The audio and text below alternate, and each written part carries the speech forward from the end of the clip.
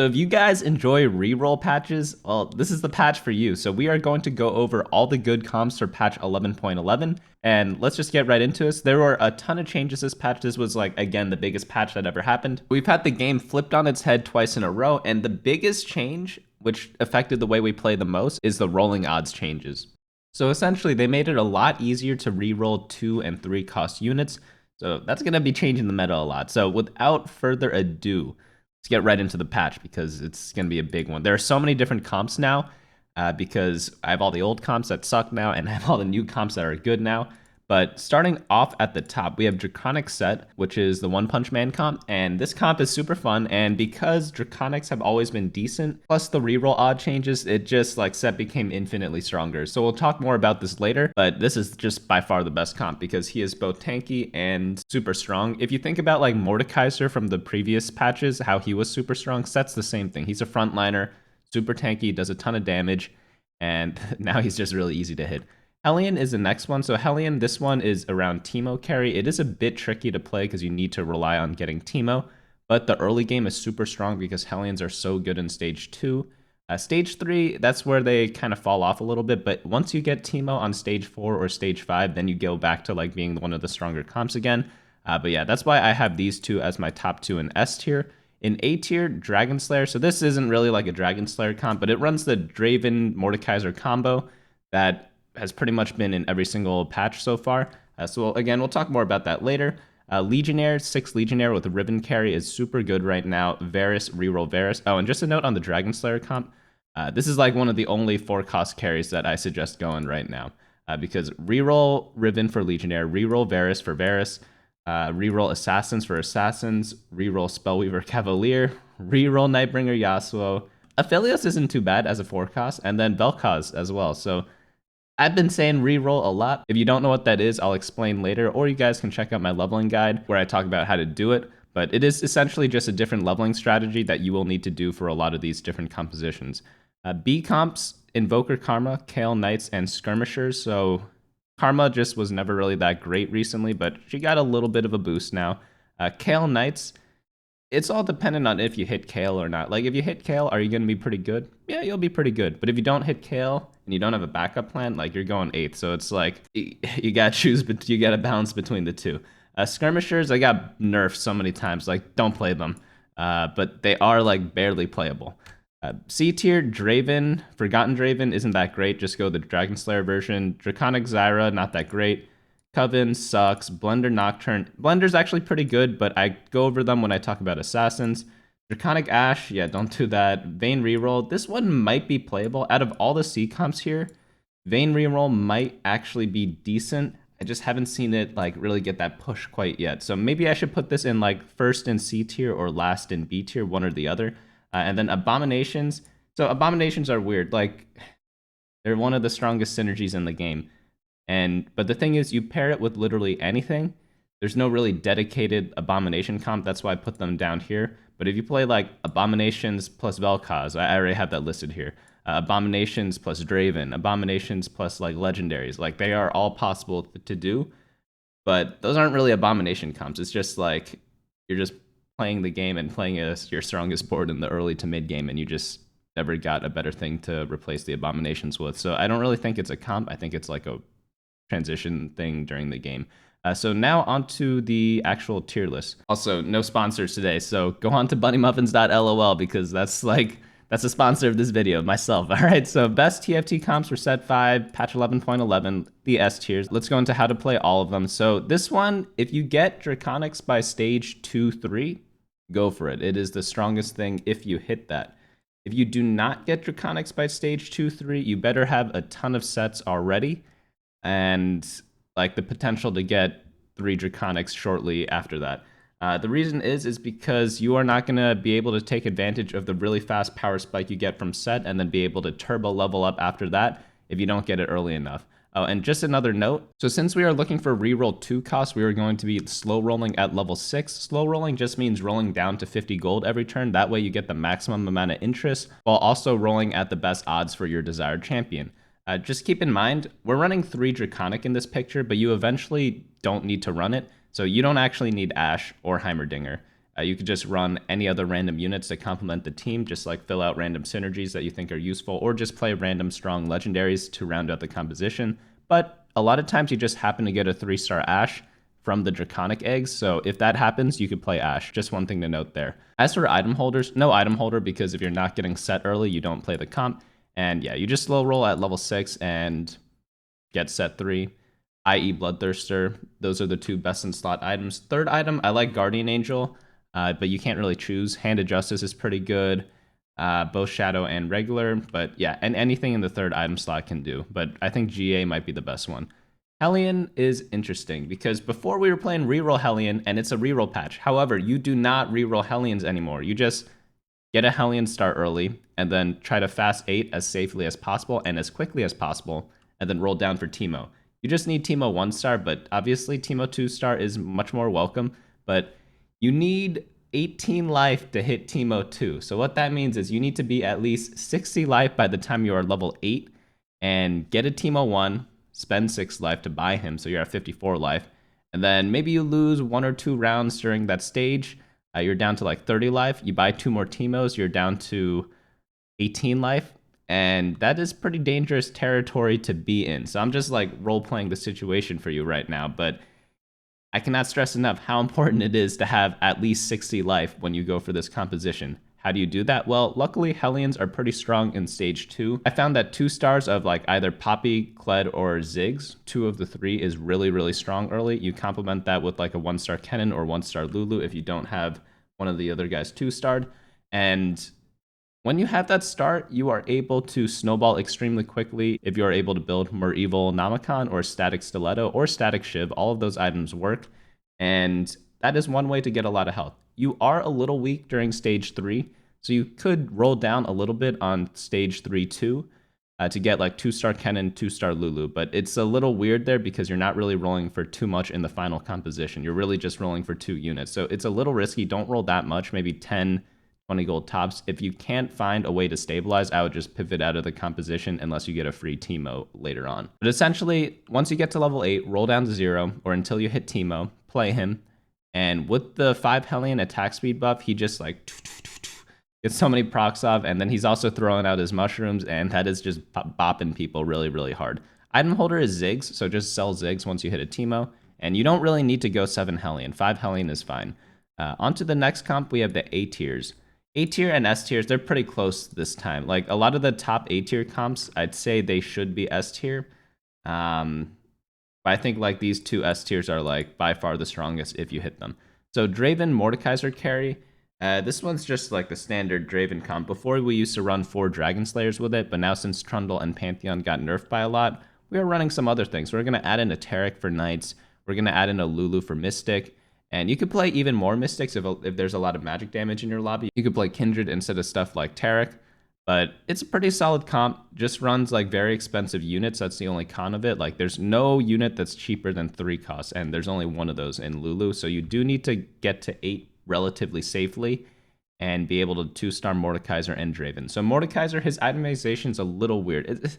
It's so hard to tell what's best on him because it all depends on the item combination. He needs a mix of both damage and tankiness, but he prefers tankiness. So Warmogs is always going to be the best item, but you can't get Warmogs every game. So what can you replace it with?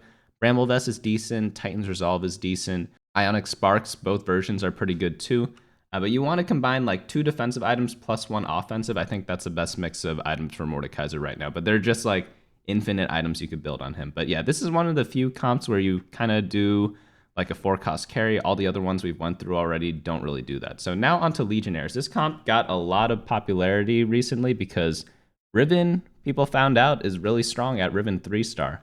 I've seen so many different types of builds on her. I think the best one is Bloodthirster, Quicksilver, and Runon's Hurricane, the Shadow one, because her ability is not an on-hit. It just adds a lot of attack damage to her kit. But believe it or not, you could even build a rapid-fire cannon on Riven and just forego the stun that she has, and she just becomes an attack damage carry without the stun. It's perfectly fine to do that because you just care about the attack damage. I've seen it done many times before. It might be counterintuitive, but it's actually like pretty good if you have her 3-star. But I like having the QSS instead of the RFC because then she actually gets more value from the stun. The one con is that targeting becomes an issue. So you might want to put her in the second row if she's getting hit a lot, or kind of hide her a little bit in the center. So maybe you could sandwich her between Mordekaiser and Yasuo.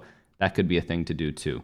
But this comp is like, it's not too hard to play, but it's kind of like high rolly. Anything that revolves around a 3-cost 3-star is going to be a little risky compared to the 2-cost 3-stars. Oh, and you reroll at level 7 because they changed the leveling odds, and it's a pretty easy time to hit 3 stars at level 7 now. On to Varus. So Varus, he is so fun to play. The name for this comp is hilarious as well.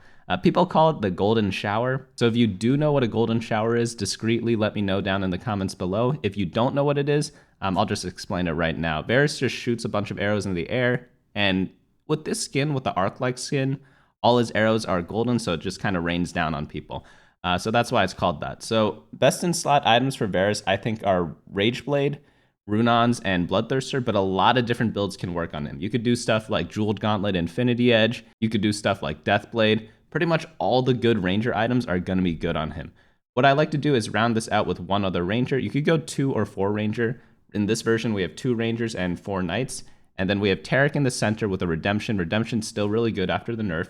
Rel with the Warmogs. She gets super tanky, and she makes your entire team tanky, actually. And then we have Lulu to give attack speed buffs to everyone. And Leona for 4 Knights and the Redeem buff with Rel, Leona, and Varus. All really good stuff. You could pivot into the Kayle comp if you are having trouble hitting Varus too. That's one of the bonuses of this composition. So really easy to play as well. You just slow roll at level 6 for Varus 3-star, and just hope that not too many other people are competing with you for this. You could also 3-star Nautilus. It's not that great, but I mean, if you get it, you get it. Just one thing to keep in mind there. Now on to the next comp, Assassins. I love Assassins personally. They were one of my favorite comps in the last patch, and they got super buffed this patch because Leblanc is so easy to hit now. So you have a lot of different options in your carries. You could go for Nocturne or Katarina as a secondary carry, and both of them are really, really, really strong. I don't list items on them right now because they're not good unless you have them 3-star, which is the one downside of this composition. But Katarina likes GA, blue buff, and IE. Nocturne likes IE, Runons, and just a random third item, maybe like a Quicksilver. All right, I fixed the leveling thing, so it says 6 now. But yeah, do not underestimate Katarina or Nocturne carry. They're both incredibly strong, but again, it's just hard to hit them because you really need the Leblanc 3 first. But if you have let's say you are in a game, you have a 2-star Leblanc, you've rolled down a little bit on 6 already, and you have like 6 Nocturnes. You know, sometimes that randomly happens even though the odds are lower. If that happens, just level up, start building items for Nocturne, and roll at level 7 for 3-star Nocturne. Really, really good stuff to do. You just have the core of 4 Assassins plus 3 Coven, and then when you level up, drop in an Ivern to get the Revenant buff. On to the next build, we have the Spellweaver Cavalier. Oh, and one thing about this comp, it is a little difficult to play because you do need to reposition a lot. So if you're the lazy type of player, don't play Assassins because you need to be swapping sides constantly, and a lot of people don't like to do that. Spellweaver Cavalier, this is just, look at all the costs of these units. 2 cost, 2 cost, 2 cost, 2 cost. What got buffed this patch? 2 costs. Is this comp going to be good because of that? Probably. So we are going to be building blue buff, Jeweled Gauntlet, and a GA on Brand. You build GA on Brand because he has only got 3 range, so he's actually going to walk up a lot. You could even place him where Sejuani is in some games and put Victor in the side. But I like back rowing him. I don't care if he walks up too much because he's casting a lot in the back anyways. But it's just like a weird build because you don't typically build GA on your ability power carries. But since he pretty much has like a death wish on himself because he just walks across the entire map every time he wants to like do any sort of auto attacking, like you want the GA on him, which is a shame because I'd love to go triple offensive on Brand, but you just can't do it. But you just slow roll on level 6, hit the 3 stars, and then level up, put the other Cavaliers in, and you are good to go. Now on to the next build, we have the Nightbringer Yasuo comp. Nightbringer Yasuo, it's pretty good. It's pretty good. I like the 4 Dragonslayer version. Some people like going 6 Nightbringer. Both versions are pretty good, but I like the Dragonslayers because they're all still pretty decent. And since you're rerolling at level 7, you might be able to 3-star Pantheon and Trundle if you do that type of strategy. Whereas if you go for other options, like some of them might be more expensive or too cheap for the power that they give. Instead of running Kindred, you could run Lulu as well. Lulu's really good because she gives a lot of attack speed to your carries. I don't know if you guys have noticed yet, but Lulu is in a lot of different compositions. I talked about this more in my patch preview. I don't know why they buffed Lulu. I know they only buffed her at 3-star, but like Lulu was hidden OP in the last patch, and people didn't really figure that out till the last couple of days. But now that people know, everyone's playing Lulu, so just keep that in mind. I like having GA Morella Morgana. You could do the shadow versions of these items as well. But for Yasuo, you definitely need normal Runons. Do not build shadow Runons on Yasuo. Rapid Fire Cannon's good, and then Shadow Jeweled Gauntlet or Hand of Justice. Shadow Hand of Justice is really good. And then like regular Mordekaiser items such as Warmogs and other tanky stuff. So pretty good build. I like this one a lot because Yasuo 3-star, he absolutely demolishes everything, but he's really weak at 2-star. So it's kind of risky to do this build. Try to have a backup plan when you do this. On to the next one, we have Nightbringer Aphelios. Oh yeah, and you roll down at level 7. Nightbringer Aphelios is a 4-cost composition. He did get a slight buff, and since every other comp got gutted, he's actually pretty decent now. So the 2 best items by far on him are Bloodthirster and Gwynsu's. Third item can literally be anything. So like Deathblade is one that I really like. Infinity Edge, Last Whisper. Worst case, you put in like any version of Hand of Justice on him. But really, the 2 most important ones are the Bloodthirster and the Gwynsu's. As for positioning, I like putting Kindred in front of him, Lulu next to him to give the attack speed buff, and then just Ashe in the opposite corner for bait, and then Rel far side of Aphelios so that she gets a nice little shield on him. Taric, I like having him in the center because that way he has the potential to heal the most units with his ability and with Redemption, and then Darius on the same side as Aphelios because Darius reduces armor. So for this comp, you just do a standard leveling. You want 4 Rangers. You could go more Nightbringers, but the Ranger version is much, much better. So yeah, just do 4 Rangers because trust me, Aphelios actually does work if he's got that combo. You could play this in conjunction with the Golden Shower composition with Varus. Just one thing to keep in mind there. So if you are having like trouble hitting Varus 3-star, you could just swap to the Nightbringer Aphelios comp. Onto the next build, we have Abomination Vel'Koz. Pretty much nothing's changed here. You just play this as you did last patch. Shadow Jeweled Gauntlet, Shojin, Shadow Hand of Justice, all really, really good stuff. You play the Abominations, tank items on Garen, support items on Brand and Rise. Like nothing's changed here. It's still pretty good, but it's just not completely broken like how it was before.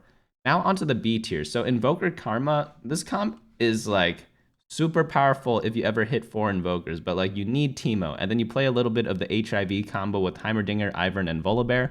But all these guys are so expensive. You're playing like 10 legendaries and 10 4-cost units, and then you got like the random Syndra there.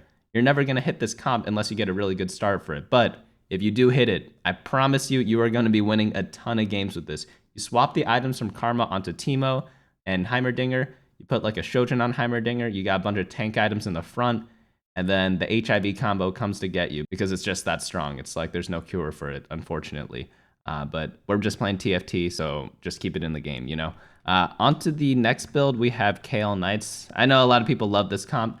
Very strong if you are not punished. So play it a ton if you are below like Masters or even Grandmasters. It's kind of funny. I've been watching a lot of high elo streamers, and when they play on their Smurf, they lose to this comp all the time because it's never seen at their level. Because when they play in like a 8 challenger lobby, the person who tries to go Kayle, like sometimes they hit and win anyways, but if they don't, they just like lose out so quickly, it's not even funny. But when they're playing on their Smurf, none of the other players are punishing the Kayle guy, so the Kayle guy just outscales all the teams that they're going. It's just a really funny observation. It's like, it beats a lot of really good players when they're playing on their Smurf for some reason, because again, they're not being punished for going Kayle. So if you guys are like not at the highest rank right now, like definitely be playing Kayle because she actually does a lot of work with the Knight comp. Because Knights, they block a lot of damage, so a lot of people, they don't get the 2-star 4 cost in time, they don't get like the 3-star 2 cost in time, so the Knights just block a ton of damage from the enemy teams right now, and then Kayle, of course, she's infinitely scaling, so if you can't get past the Knights, she's just going to kill everything. You could also do 6 Knights if you want, but I like running 4 because if you run 6, some of the units end up really, really sucking, so I just don't want to run them at all. On to the next build, we have Skirmishers. Let's see. Nerfed. So it's not as strong as it was before. Was it too strong before? Yes. Did it deserve getting nerfed in like 10 different ways? Probably not. So they probably just needed to not make one of the changes so this comp could still be like high B tier, low A tier, but instead they made like, they nerfed the Skirmisher trait, which is huge because there's a lot less shielding now. They nerfed Trundle by a ton, they nerfed Pantheon by a ton, and then they nerfed Jax by a little bit. maybe get rid of one of the nerfs, or make two of them not as severe, and that would have been a lot better. So I gave Riot props last patch because they didn't really do this too often. They never like nerfed one comp 50 different ways. But in this set so far, they've been doing this a bunch. They did this to Aphelios, they did this to Skirmishers now. What else are they going to do it to next? Like, I get that they want people playing different stuff, but you don't have to kill a composition in order to achieve that, in my opinion. But yeah, it's still decent. It's still playable if you get it for free, but it's low in the B tier, so just keep that in mind. But I won't go over how to play. We got full guides of how to do that here, and I'm sure you guys already played it and practiced it a lot in the last patch. So now onto C tier. Don't play these. Forgotten Draven. Play the other Draven version instead. Draconic Zyra, just play Draconic Sett. Coven Renewer, they nerfed Lissandra too much. I forgot about this comp. Yeah, they nerfed Lissandra too much. She's not even a unit, so just don't bother playing Reroll Coven. So you know something's wrong when they buffed Reroll comps, because you could do Reroll Soraka instead of Lissandra, but if this comp still isn't played that much, they probably made it too weak in the previous patch. But just keep that in mind, like you could Reroll Soraka as well because her odds are a lot better. Blender Nocturne, just play the Assassin build, and then if you do see a way to play Nocturne, go ahead and play him. Draconic Ashe, yeah, just play Sett.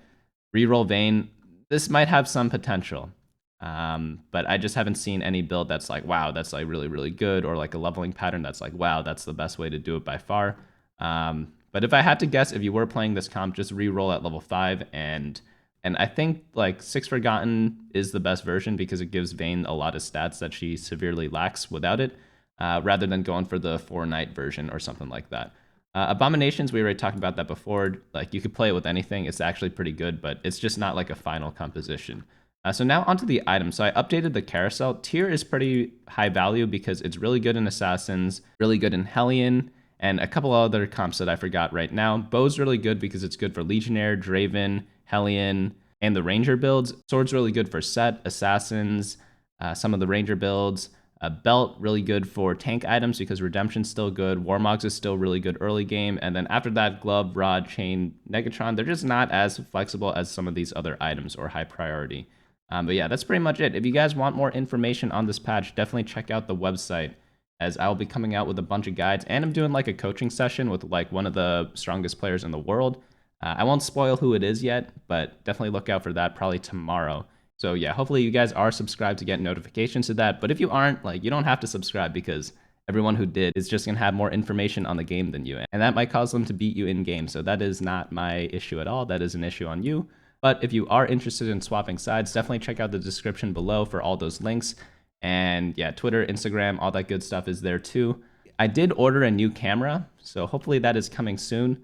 So you'll be able to see all the flaws on my face because it's higher definition. Like, don't get a good camera because it just like all the skin smoothing that happens on your iPhone or whatever, it gets completely negated once you get an actual camera. Like, it just shows every single flaw. So if you are an aspiring like creator or whatever, like, I don't recommend one. Just use your iPhone. Just like a random note there. But I did order one because I wanted to make some like IRL videos, and I feel like I shouldn't be using my phone as my webcam anymore. But yeah, it's more of a for fun thing. But yeah, it's all thanks to you guys because you guys are able to support me throughout all these years. I think I've been making videos for like a year and a half now. So I definitely do appreciate that. But yeah, I will see you guys later. Good luck on your climb.